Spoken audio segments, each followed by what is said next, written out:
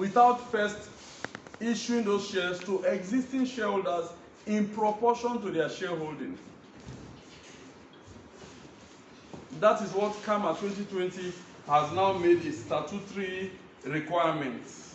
So please read that subsection again, brilliant. Let's listen to him again. That's 142 sub 1, please.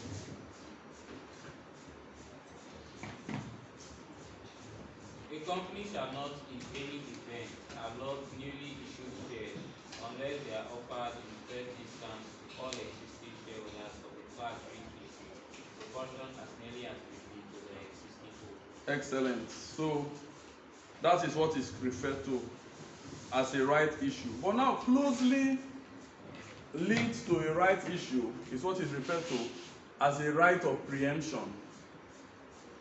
As a right of preemption. Again, it's closely linked to a right issue. The right of preemption here deals with a shareholder of the company selling his own shares. The right issues deals with the company issuing out shares. The right of preemption simply means that if we have 3 shareholders, we could insert in the articles that Kubo, if he's one of the shareholders, cannot sell his shares to a third party without first offering it to the existing shareholders. Are you with me? So they have the right of preemption. It is if they refuse for whatsoever reason that he can now bring in a third party. So please, again, let's look at section 22 of CAMA. Section 22. Yes, my dear, that should be sub 2 or sub 3.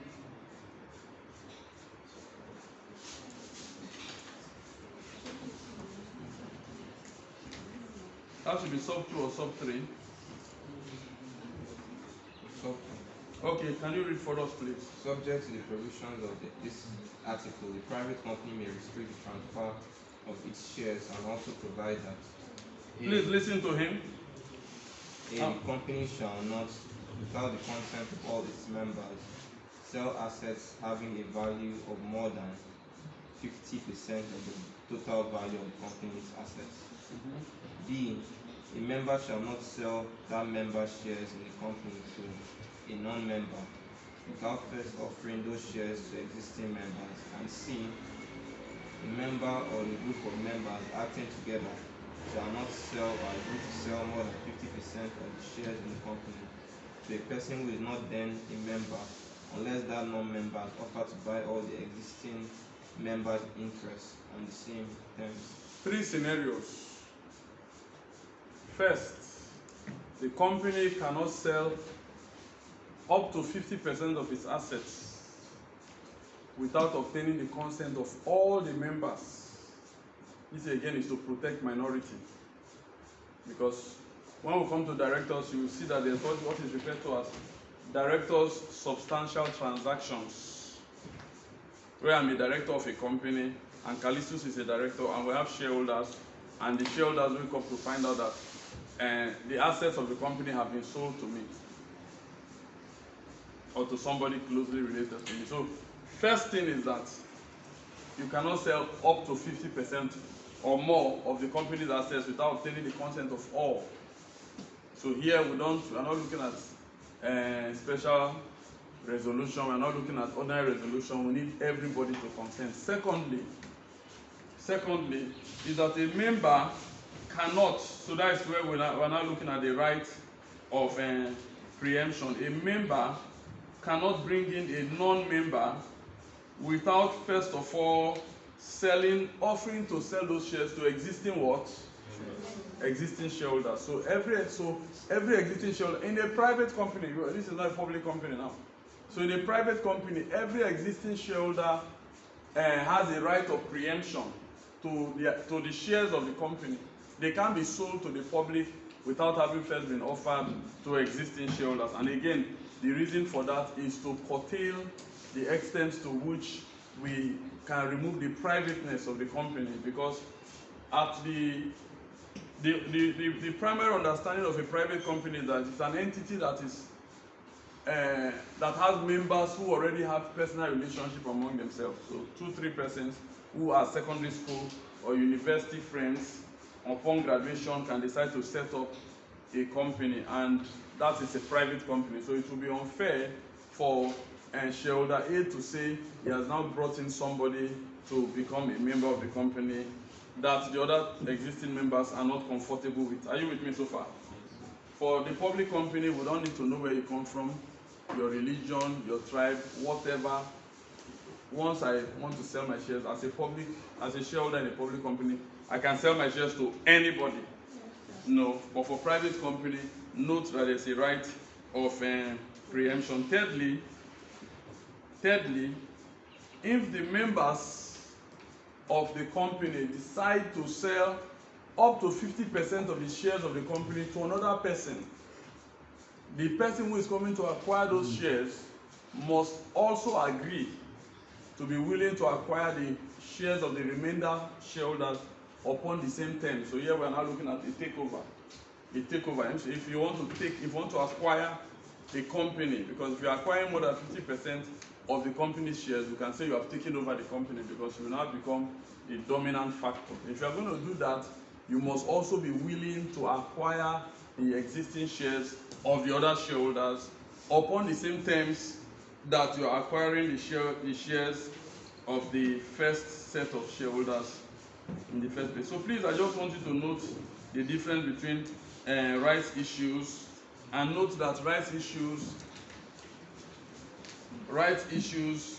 apply not just to private companies but also to public companies.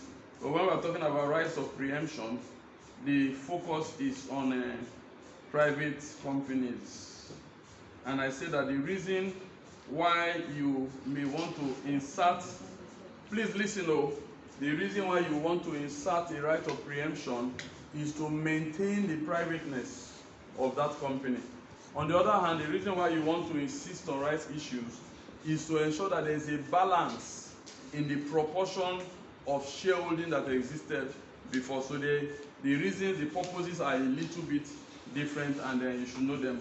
Tallest, I hope you are able to flow with what you are saying, but you appear distracted. Can we continue? Yes, sir. Good. Okay, so another word I want you to note is a word called bonus issues. Bonus issues or bonus shares.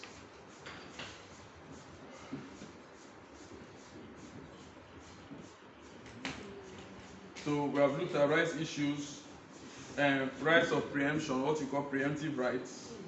Now, bonus issues. Again, this is one way through which companies, particularly public companies, reward their existing shareholders, is to issue to them bonus shares. It's a way also of rewarding shareholders. Please focus, so don't be distracted. I may ask you in the exam, explain some of these phrases, and you should not have any problem around that. So, one way through which a company can decide to reward its loyal and faithful shareholders may be to issue them bonus shares. Primarily, you reward them through dividends, but the company may decide not to declare dividends because dividends will entail the release of money. And if the directors feel that they should retain those funds for further expansion of the company's business, they may look for an alternative means of rewarding those shareholders. Are you with me? And one of those things is to now issue bonus shares. So they could declare 1 for 4. 1 for 4 simply means you are issuing 1 share for every 4 shares you own. And so if Abadi has 20 shares and the company has declared 1 for 4, that means at the end of the day, Abadi may have 5 shares on top. Is it not so? Yes. And so his shareholding has increased from 20 to 25. He could sell the 5 shares on top to a third party and make profits without necessarily distorting the company's funding base.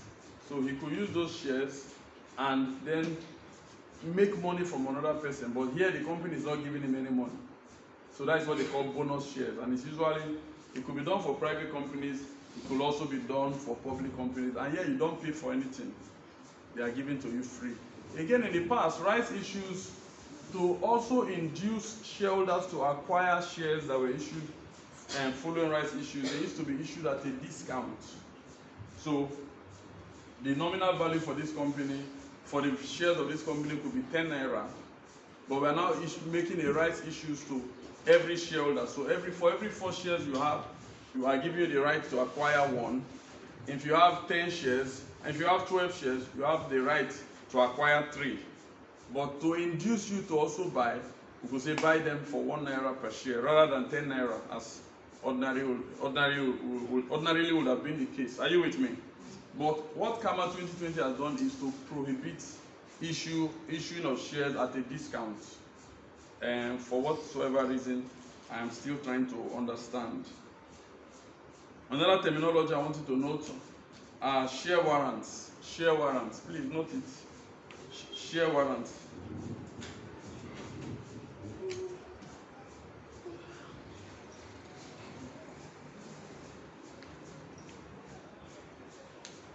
Okay, so a share warrant again is an entitlement. Is a document given to you by a company to say, headman, you can buy our shares. We have given you a share warrant. You can buy shares from this company in 2025.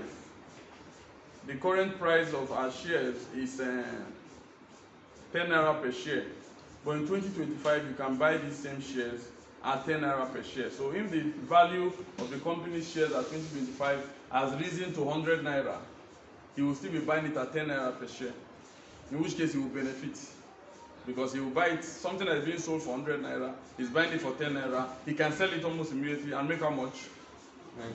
90 naira per share. So that is also one of the practices allowed in a number of countries. But Nigeria has abolished that. KAMA 1990 abolished that. And KAMA 2020 doesn't actually use the word share warrant, it uses the word bearer shares, but it's similar to the same thing. So it has also been prohibited in section 174. 174. Can we continue, please? Are there questions? Okay, so let's move on quickly. Let's try and look at classification of shares and see how far we can go. Classification. Again, if you look at section 144, 144, you will discover that upon issuing the shares, the company could issue shares with what you call deferred rights.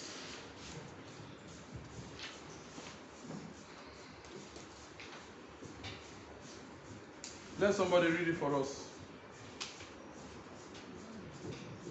Section 144. Yes, please.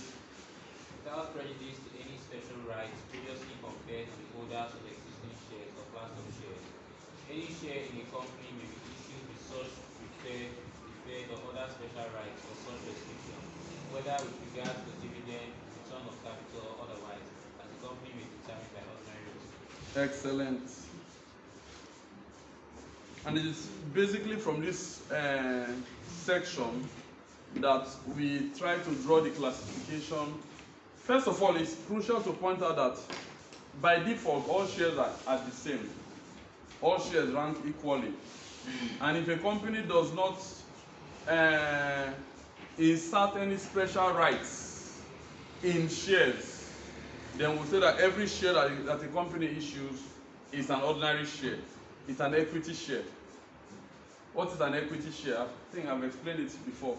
Madam, what is an equity share? What? Why would you not have any idea? Were you not here yesterday? Why? You are not feeling fine. Please feel fine.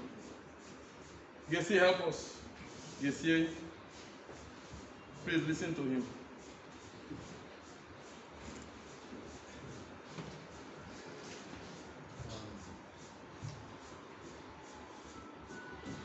Yes, please.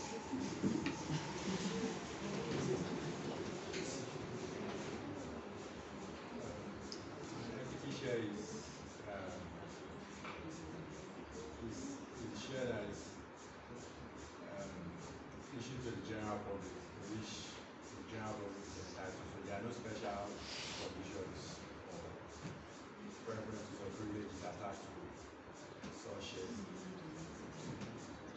Okay, thank you. Can somebody also help him? What's an equity share?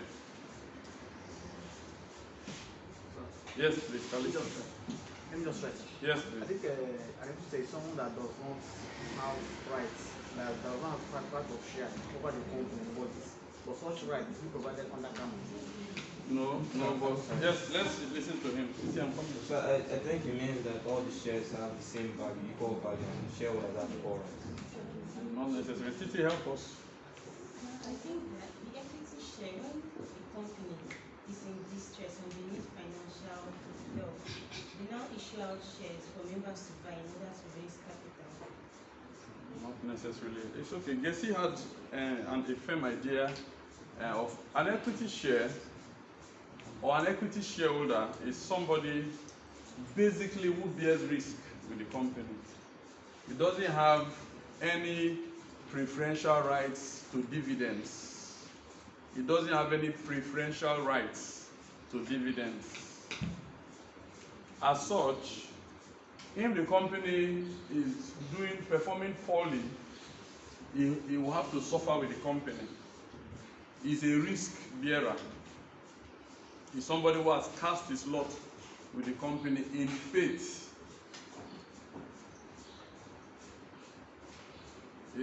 So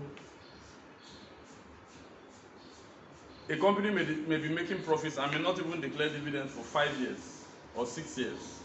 The equity shareholder will be expected to bear with the company in faith that the directors know what they are doing. Doesn't have any special rights as far as dividends are concerned. And when we're talking about equity shareholders, we could divide them into deferred shareholders or ordinary shareholders. Deferred shareholders or ordinary shareholders. So now we're looking at classification of shares. And at the basic level, we could classify shares into ordinary shares, deferred shares, or preference shares. A preference shareholder has a preferred right to dividends. And so for that reason, he is not referred to as an equity investor because he is entitled to a determinable fixed income every year. At the end of each year, before buying or at the point of acquiring those shares, the company enters into an agreement with him that December 31st annually, we are going to give you 10 naira. So you are buying these shares at 100 naira per share. But every year, we'll be giving you 10 naira per share. So for every 100 shares you have acquired, we'll be giving you 10 shares, 10 naira annually. Until a time when we now decide to redeem those shares. So a time may come when the company says, we are tired of paying this money, we want to redeem it, so come and take your money and go. But when we come over to the ordinary share or the deferred share, this group of shareholders do not have any such preferred rights. In fact, the deferred shareholder may seemingly even be in a worst case because his rights to dividends may be deferred. That's why it's called a deferred shareholder. He may defer his rights to dividends. So even if the company is declaring dividends this year, next year, and the other year to compensate their loyal and faithful shareholders, the deferred shareholder may not be paid anything. Are you with me? He may not touch dividends until such a time as the company is being liquidated. So while the company is a going concern, his rights to dividends are pushed forward. That's why we use the word deferred.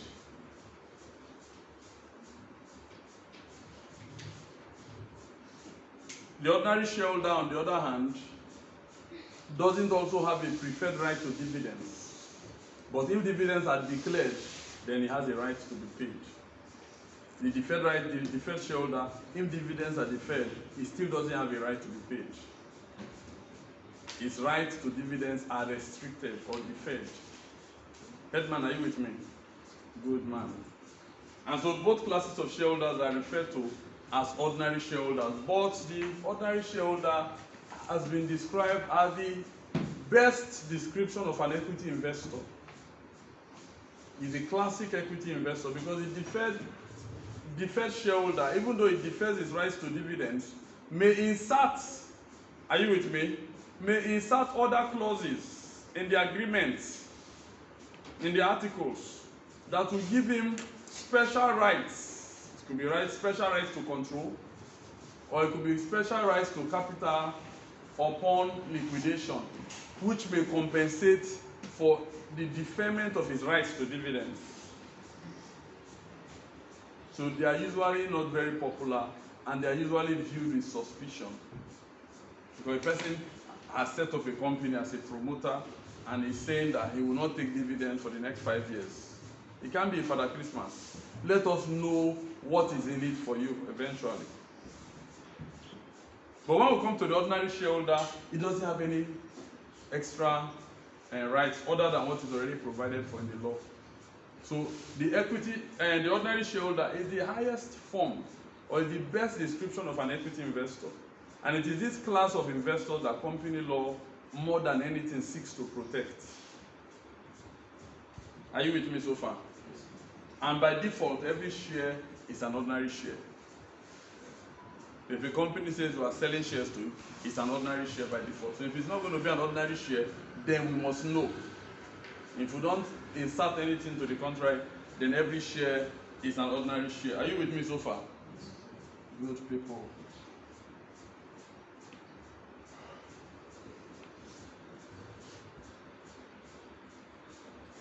Okay, just to point out again some things about these different shares.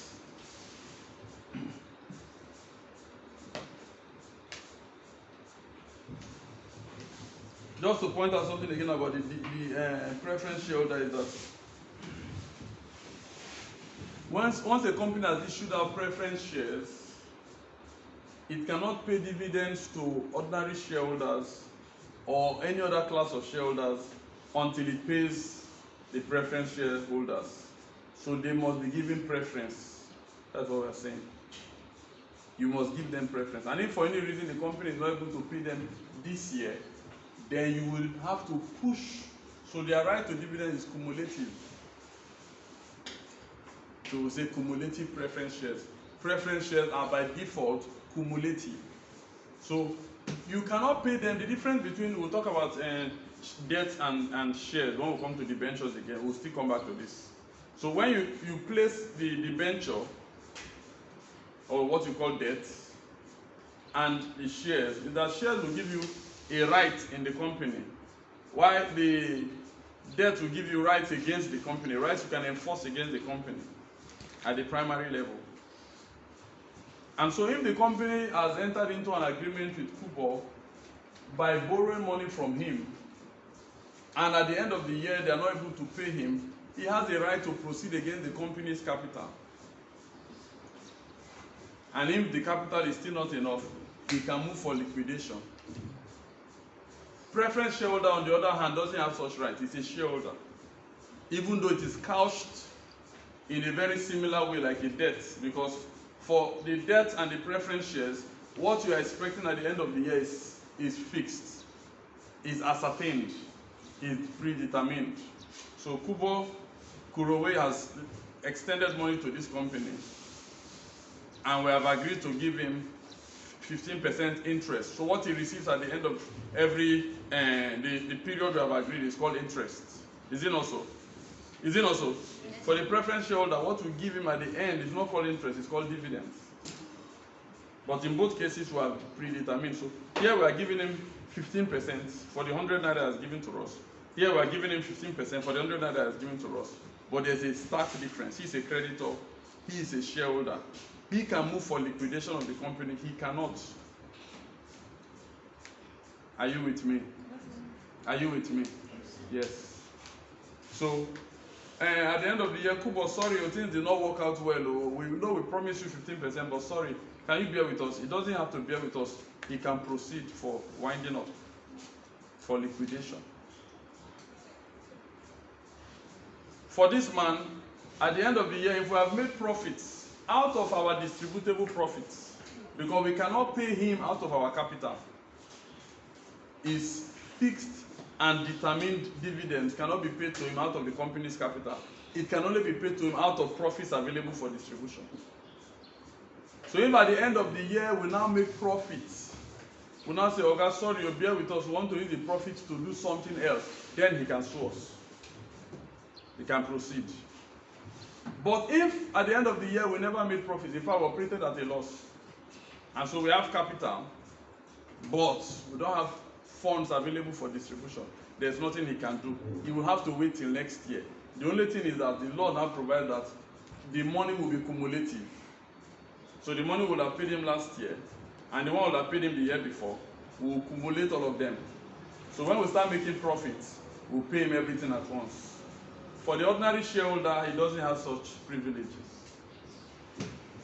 So if this year we did not make profits, there's nothing he can do. Last year we did not make profits, there's nothing he can do. And when we eventually make profits, he doesn't have a right to insist that we should pay him the backlog. Okay, last year and the other year and the other year didn't pay dividends. Cumulate all and pay now. He doesn't have such rights. He's at the mercy of the directors. So the directors will come and say, "We have recommended dividends of, you have been very faithful and patient with us, so we have recommended 20 naira per share. For all these years you have been waiting."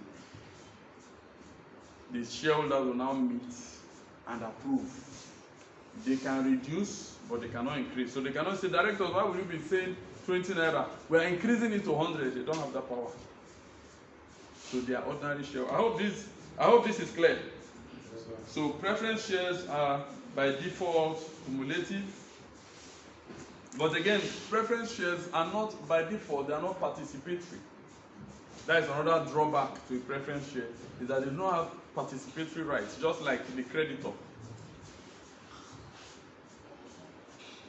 And so if the company makes a bumper harvest and now declares a dividend of 100 naira per share for all the ordinary shareholders, the preference shareholder cannot say he wants to participate in that money, because he agreed with us in advance to receive 10 naira at the end of the year. So he doesn't have a participatory right to dividends. Are there questions? My wonderful students, are there questions? So does that mean that the best one to undertake would be the ordinary share? Yeah, if you're a risk taker, he's asking, should we go for the ordinary share? Some people are very good in taking risk. Some people are gamblers, adventurous. So if you believe that this company has a lot of prospects, then it's good to go for the ordinary shares. Because again, as an ordinary shareholder, there is no limit. That is another thing I need to point out. There is no limit to the extent to which you can benefit from the company. There's no cap. So you can start small and end up as a billionaire. There's no cap. But for a creditor, there's a cap. What we agreed in advance is what you will get. And so if a company makes hyper profits, the creditor or the preference shareholder does not have the right to participate. And that is why naturally the creditor will be very, very, is not interested in you making extra profits. Nor is he interested in you taking risk. The ordinary shareholder wants you to take a lot of risk, because for him it's like a gambler.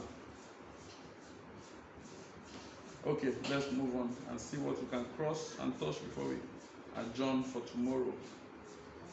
So, classification of shares and classes of shares. So please draw a distinction. Classification of shares and classes of shares. Titi, are you with us? Good. So like I said again, at least for Nigeria, in classifying shares, we have three basic classifications: the ordinary share, the deferred share, and the preference share. And I said that the first and the last are equity shares. The second is not in any way. Now, in issuing any of these three classes of shares, we could still have classes of. Are you with me? So we could issue ordinary shares, but we could issue different classes of ordinary shares. we could issue different classes of preference shares. We could also issue different classes of deferred shares. Again, let's look at the scriptures. Chapter 142. No, 143, please. Section 143. Somebody should read for me. Please. 143, please. Company may, where so authorized by its articles, issue classes of shares. Shares shall not be treated as being of the same class unless they rank equally for all purposes. Excellent. Remember, if you look at section 169, I think paragraph D or E or F, all shares are by default. Please note that all shares are by default equal. So all shares are equal by default. If they're not going to be equal, then you have to specify either in the terms of issue or in the articles, as the case may be. Are you with me? Are you with me? Now, Kama is now providing in section 143 that if the articles authorize, a company may decide to issue classes of shares. And what determines if shareholder A, B, and C are in class A are the rights available to them.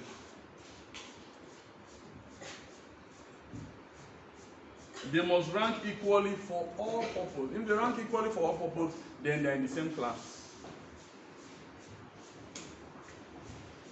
And so we could have we could issue ordinary shares. Remember, ordinary shares basically do not have the right to participate in dividends unless declared. But in issuing out ordinary shares, we could issue out, like I said, class A. And so shareholders in class A of the ordinary shares may be given a special right to appoint directors. It could be to approve certain decisions that the company wants to take. And so anytime we want to embark on that particular course of action, it is only class A shareholders among our ordinary shares. Those shareholders will have to meet in a separate meeting. If there are 50 of them, they will have to meet again and decide either they take a special resolution, ordinary resolution, depending on what the articles are provided for. Then we will now have class B. Class B, ordinary shareholders may have the right to appoint the finance director. But they must all have the same rights. They must rank equally for all purposes. That's what Kama is saying. So please go back again and look at it. We will soon be done.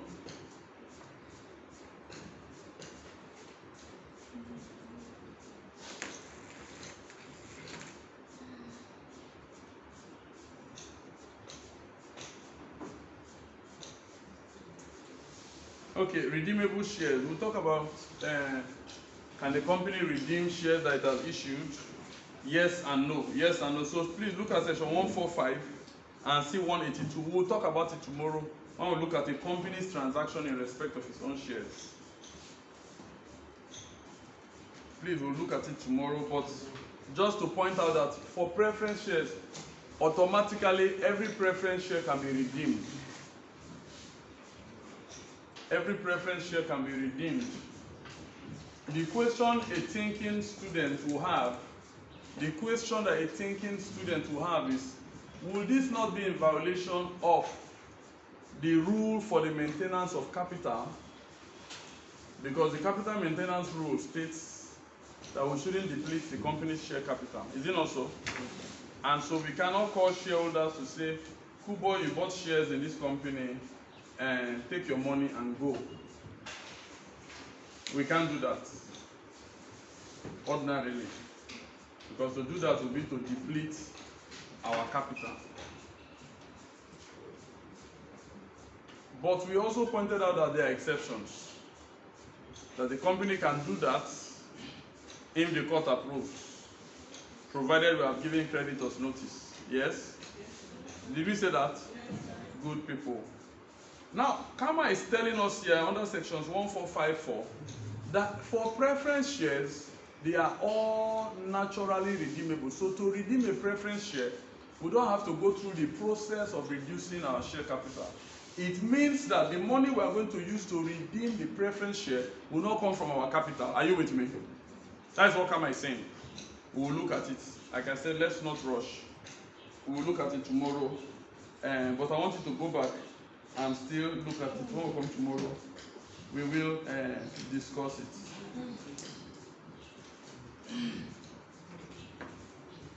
Before we adjourn, let's just look at voting.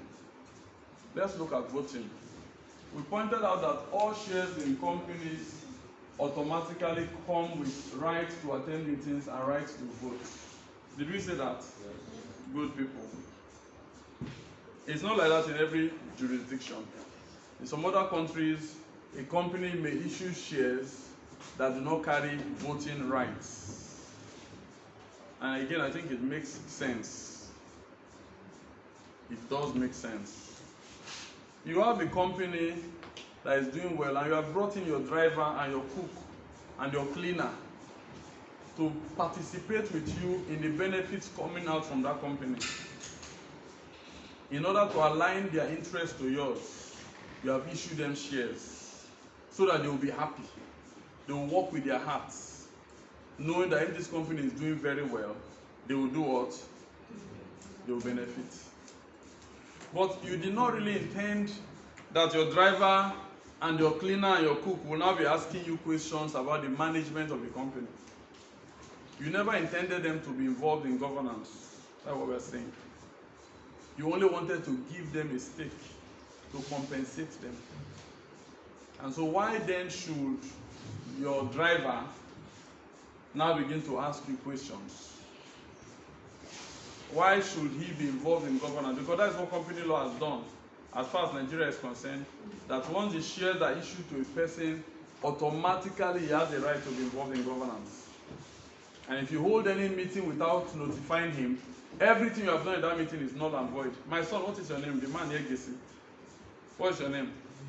David. David, do you understand what we are saying? So the question, I'm coming, sir. The question is, why should my cook that I decided to make happy by issuing him shares, that when we make profits, he will have something to take home? Why should he now come and be asking me questions? Why should we hold a meeting and he says because we never sent him notice? Everything we decided is null and void. And so in some other jurisdictions, we could issue non-voting shares. And one of the things it does is to enable the promoters to maintain control without being unnecessarily agitated. Are you with me? Yeah, because if I know that I've given shares to all of you here, but you cannot decide, you cannot vote, then I will have rest of mind. I will not have any need to do any unnecessary share manipulation and all that.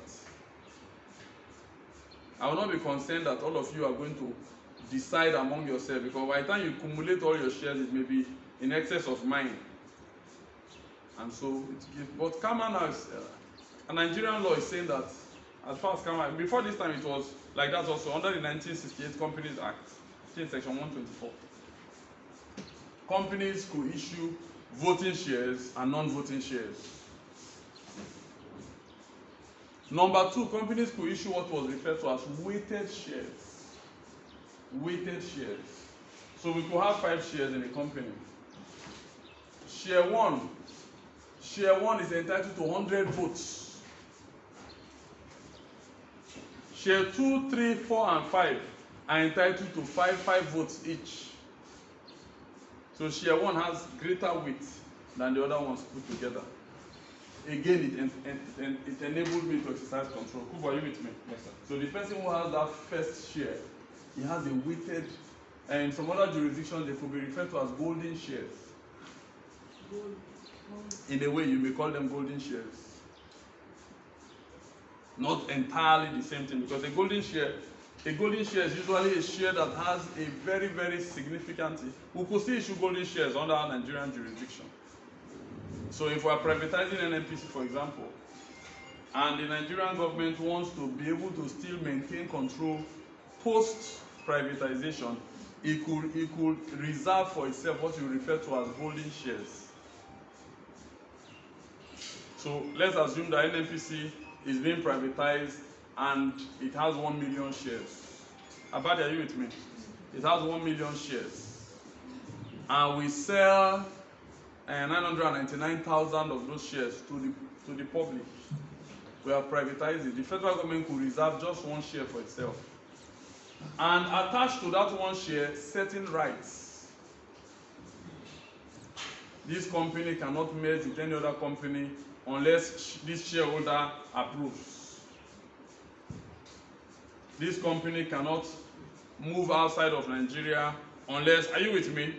So those are what they call golden shares. So a weighted share is similar to a golden share, but not entirely the same thing. So a weighted share is simply a share that carries greater weight, greater voting strength. That's what we're saying. And we're pointing out that under the 1968 Companies Act, it was possible to issue voting shares. In 1972 and in 1977, Nigeria enacted 2 decrees, Nigeria Enterprise Promotion Decrees. The aim of those laws were to frustrate or to restrict the extent to which foreigners controlled enterprise in Nigeria by providing that foreigners couldn't own more than a particular percentage of shares in any Nigerian company. I think it was 40%. Are you with me? Yes, so if a company has 100 shares, at least 60 of them must be owned by Nigerians. The foreigners said, no problem, we agree. Then they use weighted shares to frustrate that. So we have 100 shares, 60% of those shares, 60 of those shares are owned by Nigerians, 40 are owned by Chinese. But when they meet to vote, the Chinese will have 500 votes. Because for each of those 40 shares, we have, are you with me? Each of those shares will have 3 votes. And so when the 60 Nigerians vote, we have 60 votes. When the 40 Chinese vote, we have, let's say, 120. So it was a way to frustrate the restriction imposed on that law. Eventually, the law was itself repealed after 1989 and all that. But what Kama now did, Kama 1990, I think section 116, was to abolish 2 types of shares, non-voting shares and weighted shares. Again, in some jurisdictions, preference shares do not vote. In some jurisdictions, preference shares do not vote. And I think the people who drafted Kama 1990 wanted to enter into that, but somehow they couldn't. So just note that all shares in Nigeria have the right to attend meetings and to vote. However, there's an exception, which is what I want you to note. Thank you, Lord. Section 168.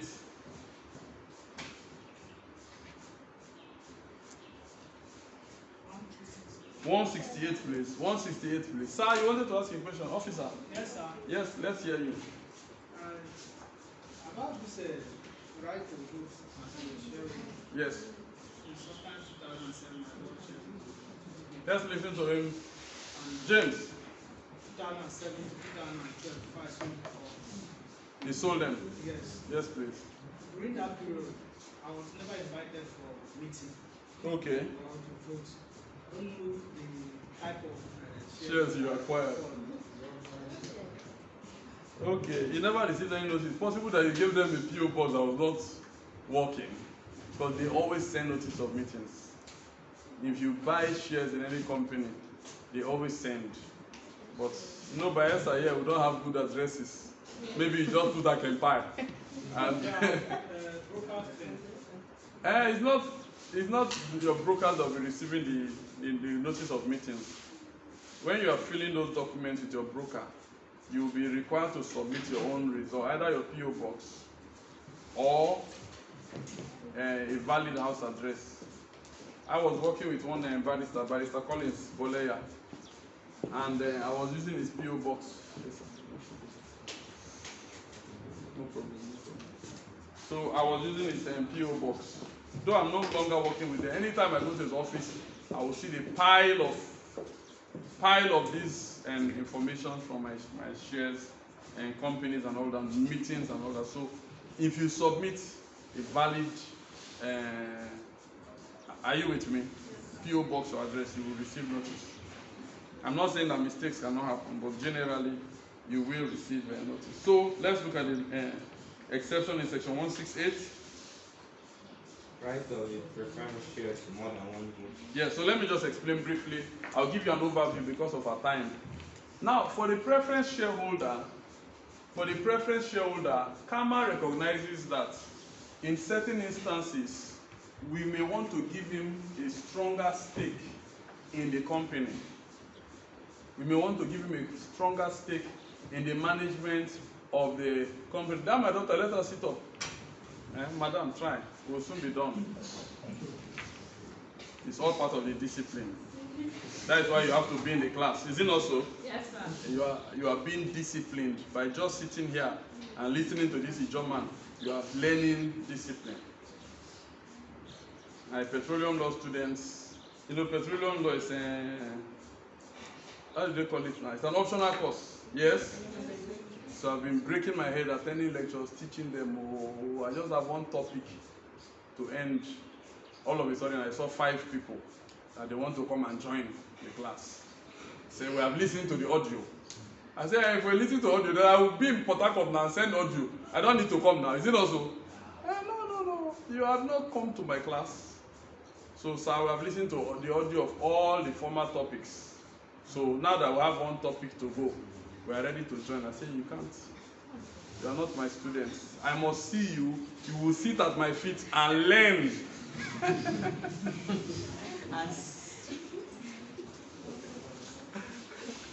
And whether you don't like me, you will bear it. That is part of the discipline. Is it also?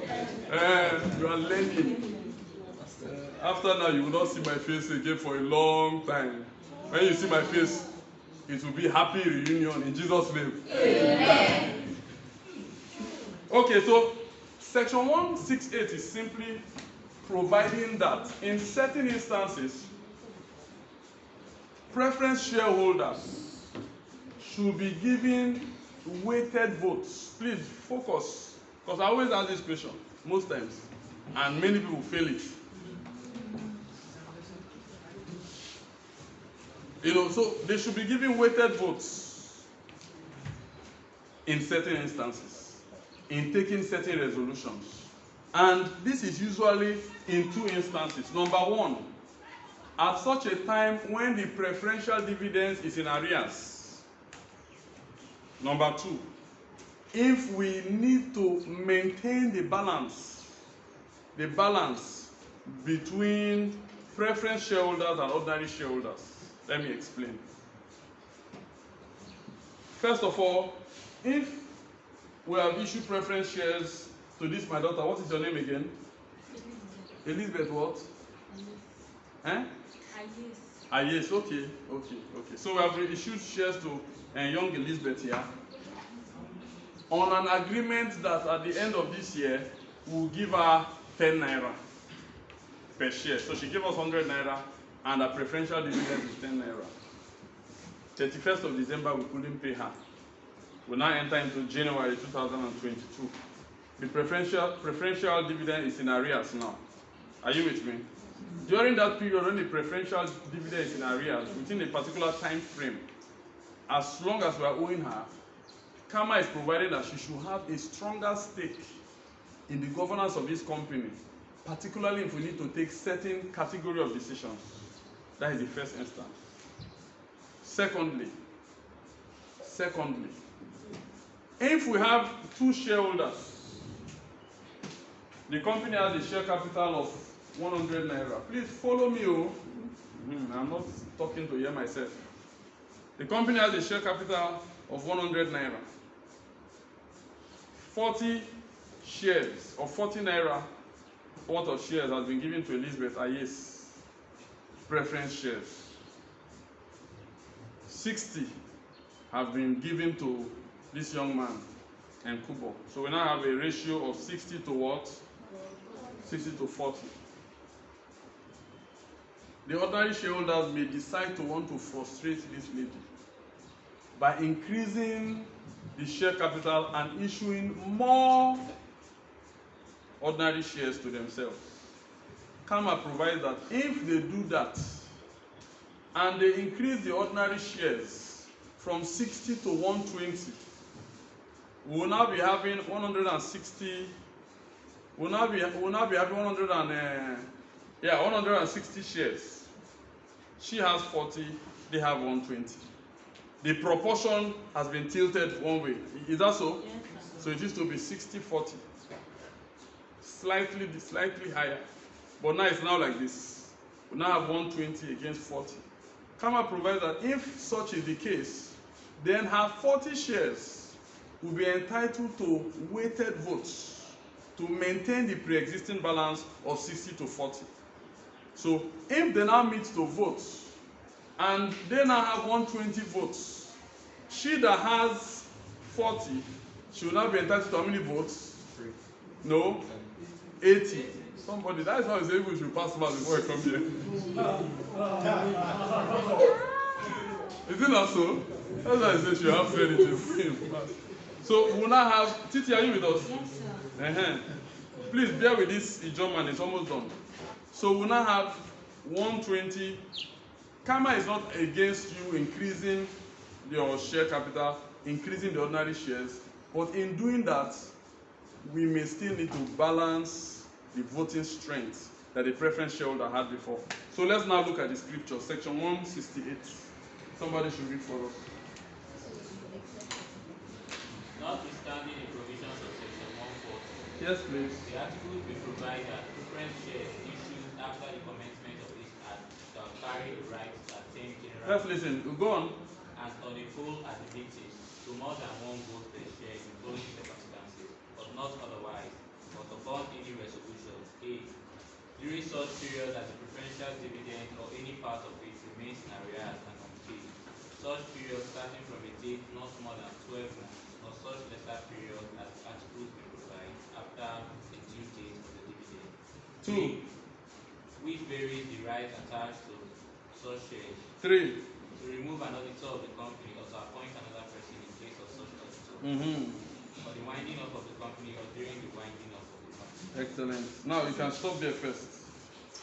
Please, let's listen. Let's focus.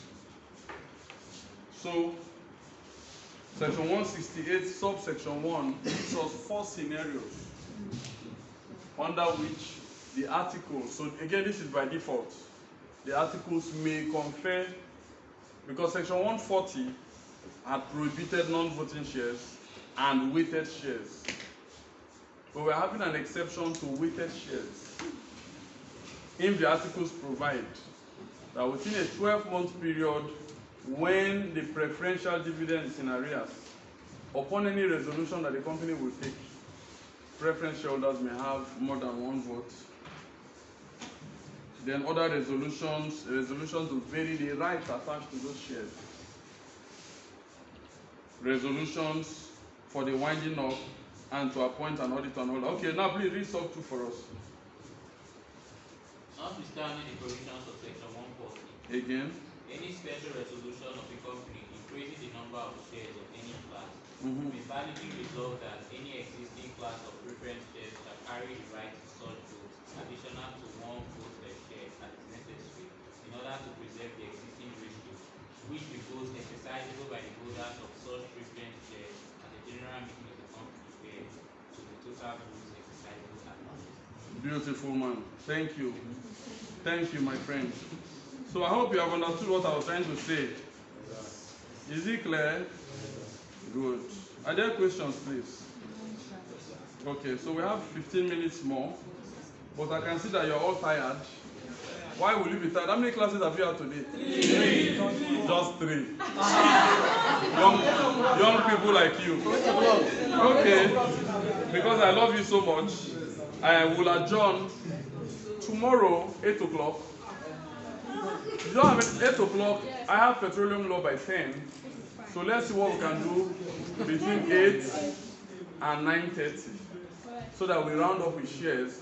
When we meet on Monday, we enter the ventures. Thank you for your time. Thank you, sir. Okay, please question, Gesi. Please let's listen to Gesi. Is it about what we are learning? Yeah. Okay. So, as an individual, can you hold? Yes, you can. You can have as many shares. You can be. Please let's listen. You can be a creditor. You remember Solomon was a creditor and also a shareholder. So you can also be a preference shareholder and all that. Thank you for that question.